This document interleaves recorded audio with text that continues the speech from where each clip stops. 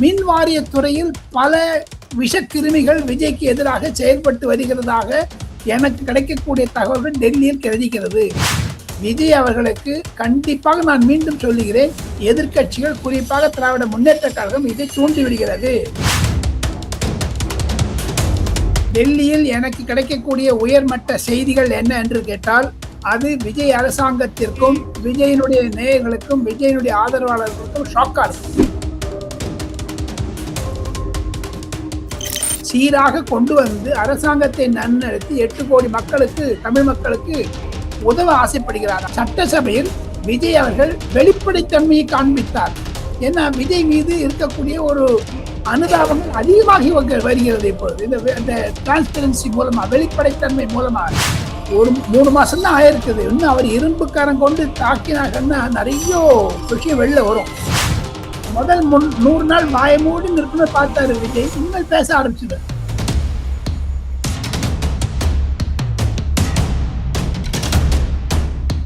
எப்படி மத்திய அரசாங்கம் சிவில் டிஃபென்ஸ் என்று ஒரு போர்ஸை வச்சிருக்காங்களோ, அது மாதிரி தமிழக அரசியலிலும் ஹோம்கார்ட் போன்றவர்களுக்கு அதிக அதிகாரம் கொடுத்து அவர்களெல்லாம் ஊக்குவித்தால்தான் இது மாதிரியான குறைபாடுகளை தீர்க்க செய்ய முடியும் என்பதுதான் நம்முடைய யோசனை. தமிழகத்தில் மிக வெற்றிகரமாக ஆட்சி செய்வதை தடுப்பதற்கான, அவப்பெயர் கொடுப்பதற்கான வழிமுறைகளை திமுக போன்ற கட்சிகள் செய்கிறது என்பதுதான் என்னுடைய கருத்து. சுருக்கென்று பளீர் என்று பதில் சொல்லக்கூடிய அளவிற்கு ஒரு 5-6 மந்திரிகள் விஜய் உருவாக்கி விட்டார்.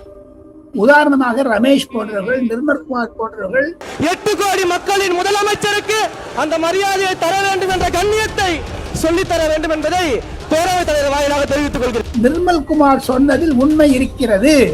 வேண்டுமென்றே அரசாங்கத்தை உசுப்பி விடுகிறார்கள் திராவிட முன்னேற்ற கழகம். அந்த ட்ரக் திருப்பி சொன்ன மாதிரி ஜனங்க நடுவில் ஒரு குழப்பத்தை உண்டாக்குவதற்கு செய்கிறார்கள். இதன் மூலமாக நேரடி ஒளிபரப்பு செய்வதை கூட திமுக பிடிக்கவில்லை என்றுதான் தெரிகிறது. ஆனால் கர்நாடக அரசாங்கமோ திக்கு ஆடுகிறது. அவங்க சொல்லிட்டாங்க, நான் ஏற்கனவே வாட்டர் ரிலீஸ் பண்ணிட்டேன்னு சொல்லிட்டாங்க. அவங்க சொன்ன ஷோ மீ தி டீடைல்ஸ் கேட்டுட்டாரு நம்ம ஜட்ஜி. தமிழக மக்களுக்கு தண்ணீர் கிடைப்பதை ராகுல் காந்தி தான் வாங்கி தர வேண்டும் தமிழகத்திற்கு. தமிழ் வெற்றி கழக அரசாங்கத்திற்கு ஒரு அவப்பெயரை காங்கிரஸே கொண்டு வந்து தருகிறதா? ஏனால் விஜய் தம்பி அவர்களே, முதலமைச்சர் அவர்களே, காங்கிரஸ் செய்வது இரட்டை வேடம் செய்கிறது. காங்கிரசும் திராவிட முன்னேற்ற கழகம் ஒன்றாக இருக்கிறதோ என்ற சந்தேகம் கூட சில காங்கிரஸ்காரர்கள் மத்தியில் வந்துவிட்டது.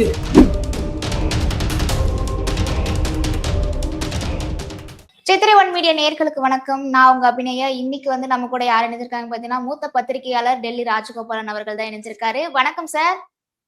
வணக்கம். நமஸ்காரம்மா. நமஸ்காரம். இன்று 3 நாட்கள் ஆகிவிட்டது 100 days விஜய். அதற்கு விஜய் அவர்களுக்கு பாராட்டுதல்களை தெரிவிப்பதற்காக மிக மிக முக்கியமான செய்தி என்ன என்று கேட்டால், விஜய் அவர்கள் 1000 நாள் அல்ல, 1500 நாள் அல்ல, 2000 நாள் அல்ல, நீடூழி தமிழகத்தை வழிகாட்ட வேண்டும் என்று ஆண்டவனை பிரார்த்தித்து 2-3 விஷயம் சொல்ல போறாரு. முக்கியமா இருக்கும் அபிநயா, உங்களுடைய நேயர்கள் ரசிப்பார்கள்.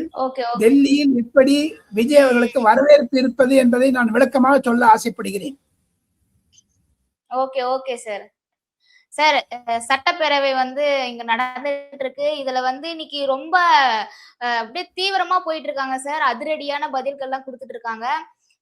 ஃபர்ஸ்ட் எடுத்த உடனே என்னன்னா, போதை புழக்கம் அதிகமா தமிழகத்துல இருக்கு அப்படின்ட்டு எதிர்கட்சி தலைவர்கள்லாம் விவாதம் வைக்கிறாங்க. அதுவும் குறிப்பா பாத்தீங்கன்னா, கல்லூரி மாணவன், கோவையில ஒரு கல்லூரி மாணவன் இந்த போதை பொருளால ஒரு 20 பேர் கொண்ட அடிச்சு கொல்லப்பட்டிருக்காரு. அதுக்கப்புறம் இங்க திருவெற்றியூர்ல அதே மாணவர், 12th படிக்கிற மாணவரும் போதை ஏன் யூஸ் பண்றீங்கன்னு சொல்லி தட்டி கேட்டதுக்காக அவரும் ஒரு 30 பேரால அடிச்சு கொல்லப்பட்டிருக்காரு.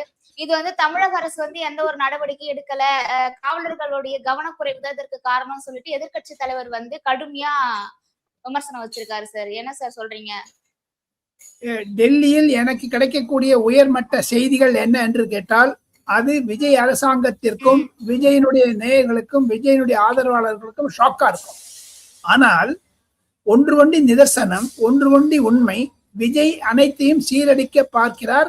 சீராக கொண்டு வந்து அரசாங்கத்தை நன்னடத்தி 8 கோடி மக்களுக்கு, தமிழ் மக்களுக்கு உதவ ஆசைப்படுகிறார். ஆனால் விஜய்க்கு எதிராக தமிழகத்தில் உளவுத்துறையிலும் சரி, போலீஸிலும் சரி, கல்லூரி மாணவர்களுக்கு ஊக்குவிக்கிறதும் சரி, கல்லூரி பிரின்சிபல்ஸ், ஐஏஎஸ் ஆபீசர்ஸ், சீனியர் லெவல்ல நான் சொல்றேன், இது இருக்க மின் வாரியத்துறையில் பல விஷக்கிருமிகள் விஜய்க்கு எதிராக செயல்பட்டு வருகிறதாக எனக்கு கிடைக்கக்கூடிய தகவல்கள் டெல்லியில் கிடைக்கிறது. அதையெல்லாம் களைய வேண்டும் விஜய் அவர்கள். அதனாலதான் இத்தனை வம்பு வருதுங்க.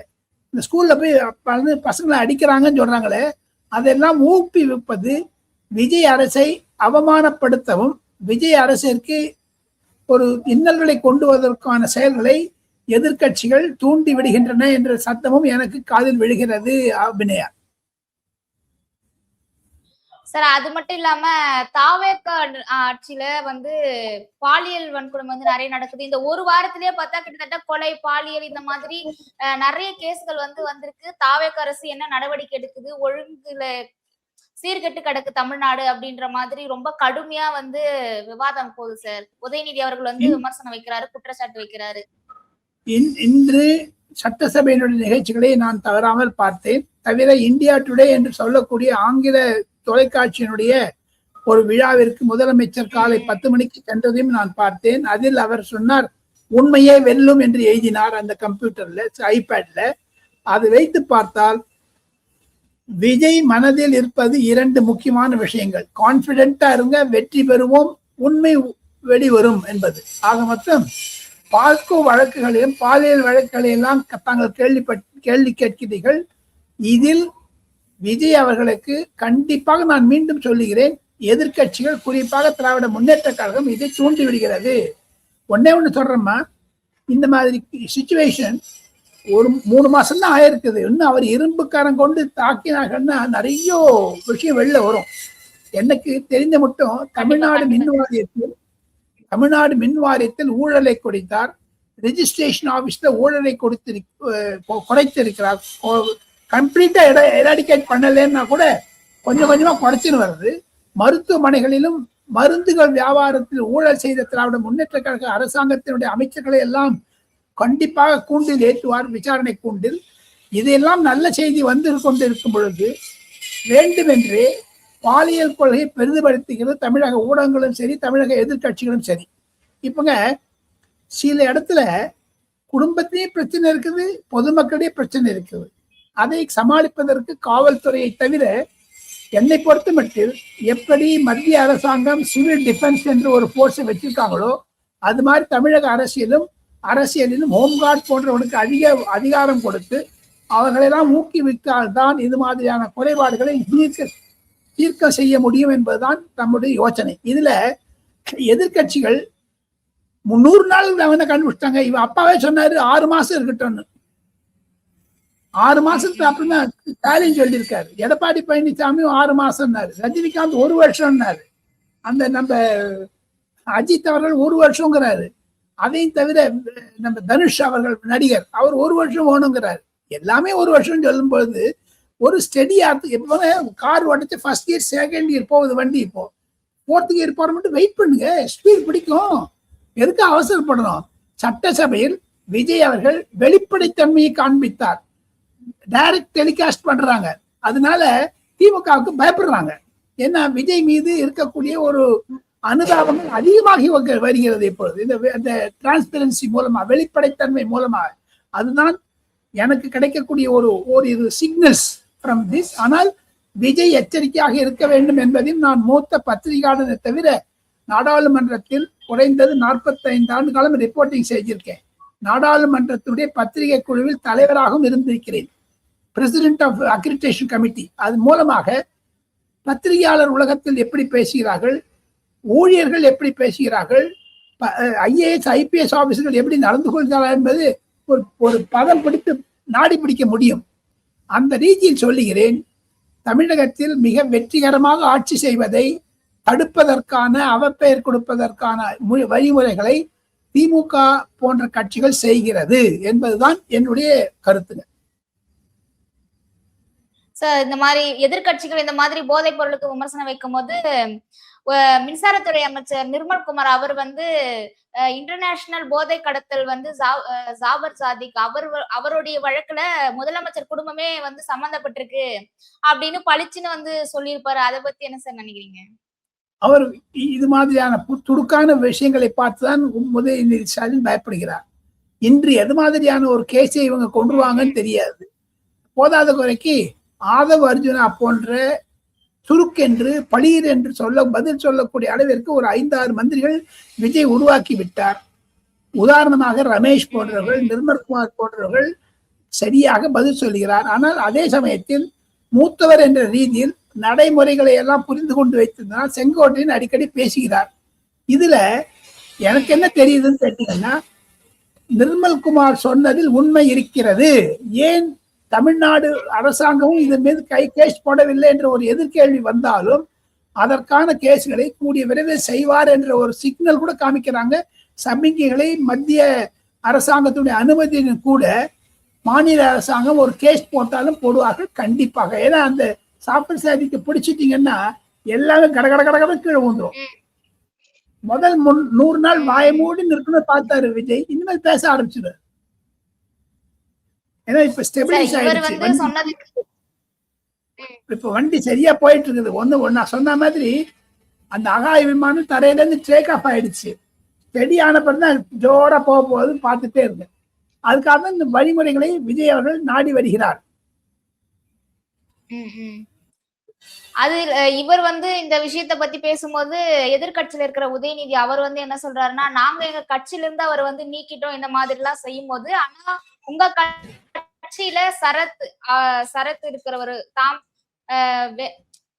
சரத்னு அமைச்சர் அவர் வந்து விளையாட்டு மைதானத்துல வந்து ட்ரக் யூஸ் பண்ணாரு, அதனால அவர் மேல நீங்க எந்த ஒரு நடவடிக்கையும் எடுக்கல அப்படின்ற மாதிரி சொல்லியிருப்பாரு சார். அதுக்கு சரத் வந்து எந்திரிச்சு அவர் வந்து என்ன பதில் சொல்லிப்பாருன்னா, அதுக்கு வந்து நான் விளக்கம் கொடுத்துட்டேன், அப்படியே நான் வந்து அடுத்த ட்ரக்ஸ் யூஸ் பண்ணிருக்கேன்னு சொல்றீங்க, உங்க ஆட்சியில தானே அந்த விளையாட்டு மைதானத்துல நான் போனா, அப்ப நீங்க வந்து அதை விற்பனை பண்ணீங்களா அப்படின்ற ஒரு கேள்வி வச்சிருப்பாரு சார். அது சபாநாயகரும் அதை அழைக்கிறார். அது மாதிரியான ஒரு வாக்குவாதங்களை எல்லாம் தடுத்தால் நன்றாக இருக்கும் என்றுதான் கருக்கிறேன். காரணம் என்னென்றால் இது இளைஞர்கள் மனதில் தாழப்படுகிறது. வேண்டுமென்றே அரசாங்கத்தை உசுப்பி விடுகிறார்கள் திராவிட முன்னேற்ற கழகம். அந்த ட்ரக் திருப்பி சொன்ன மாதிரி ஜனங்க நடுவில் ஒரு குழப்பத்தை உண்டாக்குவதற்கு செய்கிறார்கள். இதன் மூலமாக நேரடி ஒளிபரப்பு செய்வதை கூட திமுக வந்து பிடிக்கவில்லை என்பதுதான் தெரிகிறது. அதை தவிர அபிநயா தங்களுடைய சித்திரையின் நேயர்களை சொல்ல வேண்டும் என்றால், இன்று டெல்லியில் சுப்ரீம் கோர்ட் காவிரி பிரச்சனையில் நல்ல தீர்ப்பை கொடுத்து விட்டது. காவிரி நீரை நீங்கள் விட வேண்டும் என்று கர்நாடகாவிற்கு ஆணையிட்டு இருக்கிறது. ஆனால் கர்நாடக அரசாங்கமோ திக்காடுகிறது. அவங்க சொல்லிட்டாங்க நான் ஏற்கனவே வாட்டர் ரிலீஸ் பண்ணிட்டேன்னு சொல்லிட்டாங்க. அவங்க சொன்ன ஷோ மீ தி டீடைல்ஸ் கேட்டுட்டாரு நம்ம ஜட்ஜி. இதுல கலந்து போன டி.கே. சிவகுமார் அவர்கள் சென்னைக்கு நாளை மறுநாள் வர இருக்கிறார். விஜய் அவர்களை சந்திப்பாரா சந்திக்க மாட்டாரா தெரியவில்லை. அதை தவிர காங்கிரஸ் ஒர்க்கிங் கமிட்டி மீட்டிங் புதன்கிழமை நடக்கிறது. அதில் கண்டிப்பாக ராகுல் காந்தி இது பற்றியான விதை செல்ல வேண்டும்.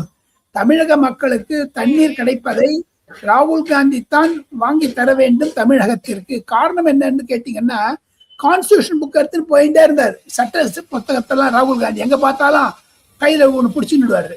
இப்போ சுப்ரீம் கோர்ட் சொல்லுவதுதான் சட்டம், சுப்ரீம் கோர்ட் அனுமதி கொடுப்பதுதான் சட்டம். சுப்ரீம் கோர்ட்டினுடைய ரூலிங்க எங்க எப்படி அவங்க எதிர்க்க முடியும்?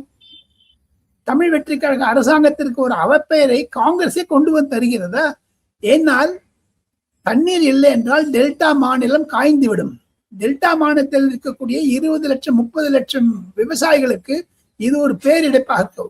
இன் டோட்டாலிட்டி பாத்தீங்கன்னா ஒரு 25% கோடான கோடி விவசாயிகள் பாதிக்கப்படுகிறார்கள் என்றாலும் டெல்டாக்கு காவிரி நீர் தான் முக்கியம். தமிழ்நாடுக்கு குடிநீர் கூட காவிரிக்கு முக்கியமா இருக்குது. ஆனா நம்மளுக்கு வஞ்சிக்கிறது கர்நாடக அரசாங்கம். நேற்று கூட காட்டில் 2-3 பேரை கொலை பண்ணி இருக்கிறார்கள். அதை பற்றி எல்லாம் கூட வெளில பேச ஆரம்பிச்சுட்டாங்க. ஸோ தேர்ஃபோர் கர்நாடக அரசுக்கு ராகுல் காந்தி வழிமுறை கொடுக்க வேண்டும். அன்புள்ள முதலமைச்சர் விஜய் அவர்களுக்கு மூத்தவன் முதியவன் என்பதனால் நான் சொல்லுகிறேன், அவர் விஜயை சொல்ற மாதிரி தம்பின்னு என்ன கூப்பிடுங்க, அண்ணான்னு என்ன கூப்பிடுங்க, விஜய்ன்னு தங்கச்சி கூப்பிடுங்க. நான் வந்து தம்பி என்ற முறையில் விஜய் தம்பி அவர்களே, முதலமைச்சர் அவர்களே, காங்கிரஸ் செய்வது இரட்டை வேடம் செய்கிறது, தங்களுக்கு ஒரு அவப்பெயரை கொண்டுவதற்கான முயற்சிகளை சேர்க்கிறது. இன்னமும் காங்கிரசும் திராவிட முன்னேற்ற கழகம் ஒன்றாக இருக்கிறதோ என்ற சந்தேகம் கூட சில காங்கிரஸ்காரர்கள் மத்தியில் வந்துவிட்டது. Therefore, one has to be very careful. Okay sir. இன்னைக்கு வந்து சட்டப்பேரவையில வந்து ரமேஷ் அவர்கள், அறநிலைத்துறை அந்த ரமேஷ் அவர்கள் வந்து என்ன சொல்லியிருக்காருன்னா, கண்ணியத்தை வந்து உதயநிதி அவர்களுக்கு நீங்க கத்துத்தாங்க அப்படின்ற மாதிரி சொல்லியிருக்காரு. நேரு வந்து உங்க அமைச்சர்கள் யாருக்குமே கண்ணியமே கிடையாது அப்படின்ற மாதிரி சொன்னதுக்கு, இவர் வந்து அதுக்கு ஏத்த மாதிரி ஒரு முதலமைச்சர் வரும் பொழுது எழுந்து நின்று மரியாதை கொடுக்க கூட தெரியாத எதிர்க்கட்சி தலைவர் தான் உதயநிதி, அவருக்கு நீ வந்து கண்ணியத்தை சொல்லித்தாங்க அப்படின்ற மாதிரி பேசியிருப்பாரு சார். இது எப்படி சார் பாக்குறீங்க? ரமேஷ் சொல்றது கரெக்ட். ஏன்னா ஃபர்ஸ்ட் டைம் வந்திருக்காங்க. சட்டசபையிலும் சரி, நாடாளுமன்றத்திலும் சரி, பிரதமர் வந்தால் அனைவரும் எழுந்து நிற்பார்கள். அது ஒரு மரியாதை. காரணம் என்ன என்று கேட்டால், லீடர் அது பார்லிமெண்ட், அசம்பிளி, அவர் தான் முதலமைச்சர். ரமேஷ் சொல்வது சரி. இனி வரக்கூடிய நாட்களில் சபாநாயகர் போன்றவர்கள் கூட ஒரு மரியாதை தர வேண்டும் முதலமைச்சருக்கு என்பதுதான் ரமேஷுடைய கருத்து. ஆனா அதற்கு KN நேரு சொன்ன பதில், உடனே எதிர்கட்சி தலைவராக இருந்த எடப்பாடி பழனிசாமியை பேச விடாமல் செய்து விட்டார் சபாநாயகர். அவர் பேசியிருந்தாருன்னா இன்னும் விஷயம் வெளில வந்திருக்கும். ஏன் எழுந்துக்கல, ஏன் உட்கார்ந்து ஒண்ணுங்க.